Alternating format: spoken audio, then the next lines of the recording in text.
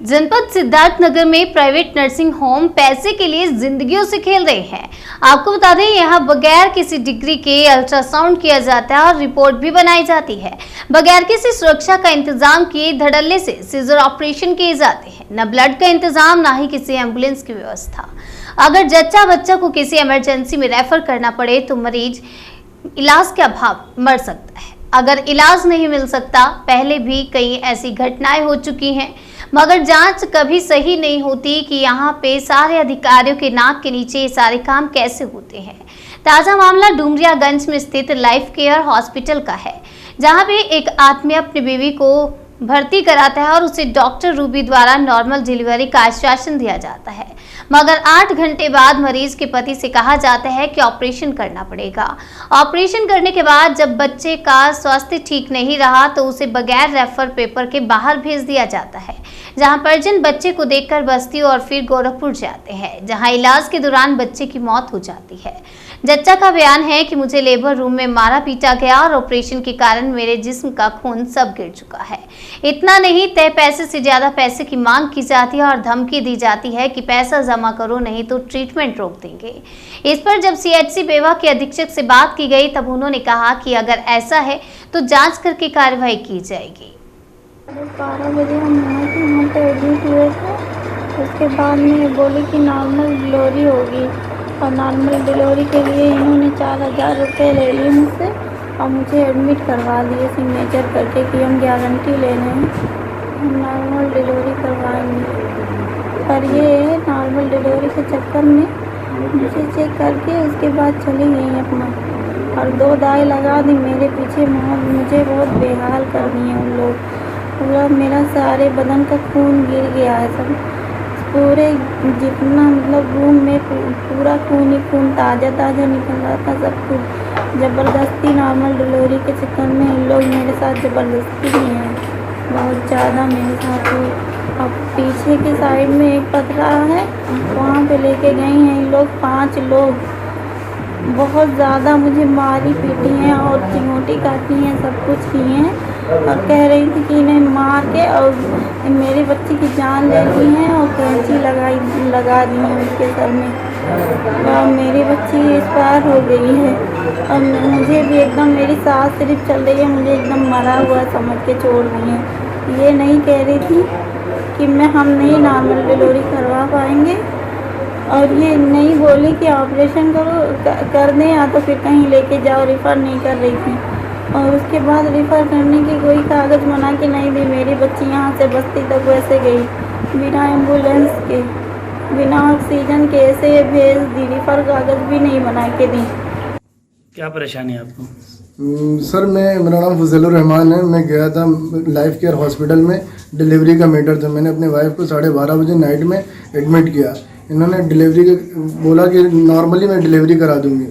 उसके बाद इन्होंने 8 से 10 घंटे तक लगातार कंटिन्यू मेरे वाइफ को टॉर्चर किया, मारा पीटा और उसके कैंची मतलब बार बार उसके 3 लोगों ने मिलके अंदर हाथ डाल रहे थे, टॉर्चर करे जा रहे थे, मारे जा रहे थे और बच्ची के मेरे सर में कैंची लगी। उसके बाद जब मैंने देखा कि मतलब बहुत प्रॉब्लम हो रही है तो मैं आके अपने पेशेंट को ज़बरदस्ती देखा लेबर रूम में देखा तो मेरी वाइफ अनकॉन्शियस बेहोश हो रही थी। बेहोश होने के बाद फिर मैंने मैडम से कहा जल्दी से मेरी वाइफ का ऑपरेशन कर दो। ऑपरेशन करा इन्होंने, वो बार डॉक्टर रूबी खान ने ऑपरेशन करके ऑपरेशन रूम में लाई 10:30 बजे तकरीबन।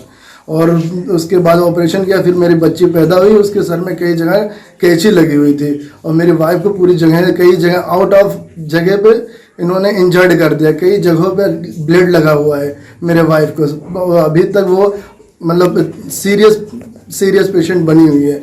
और मैं बस्ती लेके गया, बस्ती में अपने पेशेंट को लेके गया तो वहाँ पे इन्होंने ना रिफ़र कागज़ बनाया तो मैं बहुत परेशान हुआ।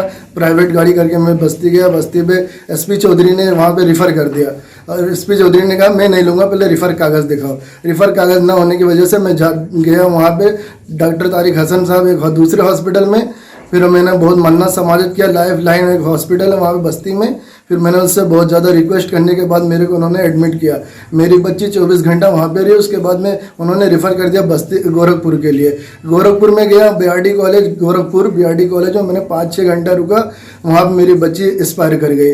और ये डॉक्टर रूबी खान ने ना कोई पेपर बनाया, रेफर पेपर, न किसी के तरीके का कोई आश्वासन दिया, और बार बार मेरे वाइफ को टॉर्चर किया। ये बार बार परेशान करती रही, मारती रही, उसको बहुत मारा है। अभी भी उसका बयान भी हो गया है, और कानूनी कार्रवाई मैं चाहता हूँ प्रशासन से कि इसके खिलाफ सख्त से सख्त कानूनी कार्रवाई की जाए, ताकि किसी के साथ ऐसा कोई भविष्य में कोई मामला न पेश आए। हम यही प्रशासन से यही आश्वासन करते हैं, और हम चाहते हैं कि हमारे वाइफ का अच्छे से केयर किया जाए। और वो 2-3 दिन से धमकी दे रही, पेमेंट करिए, पेमेंट नहीं करेंगे तो आप मैं डिस्चार्ज करूँगा, मैं ट्रीटमेंट रोक दूँगी। बार बार धमकी दे रही, ट्रीटमेंट रोक दूँगी। और मैं बहुत परेशान हूँ, मेरी बच्ची भी एक्सपायर कर गई है, और मैं क्या बयान करूं। मैं सर बहुत परेशान हो रहा हूँ। जब आपकी बीवी का ऑपरेशन हुआ तो ऑपरेशन किसने किया, आपको पता है? सर डॉक्टर रूबी खान ने किया। डॉक्टर रूबी खान लेके गए, बार बार उन्होंने कहा कि नॉर्मल हो जाए। नॉर्मल नहीं करा सकती थी तो उनको रिफ़र करना चाहिए था। तो ज़बरदस्ती 8-10 घंटे झिलाने के बाद, इंजेक्शन पे इंजेक्शन देने के बाद लाके लेबर रूम, फिर ऑपरेशन थिएटर में रख के उन्होंने ऑपरेशन किया। मेरे वाइफ की भी कंडीशन क्रिटिकल है, मैं बहुत परेशान हूँ। मैं कहाँ जाऊँ सर, किसके पास जाऊँ? मैं प्रशासन के पास जाऊँ, कहाँ जाऊँ, मेरे कुछ समझ में नहीं आ रहा। आपके द्वारा भी मेरे संज्ञान में प्रकरण आया हुआ है, इसकी हम जांच करवाएंगे और नियमानुसार उनके ऊपर कठोर कार्रवाई की जाएगी।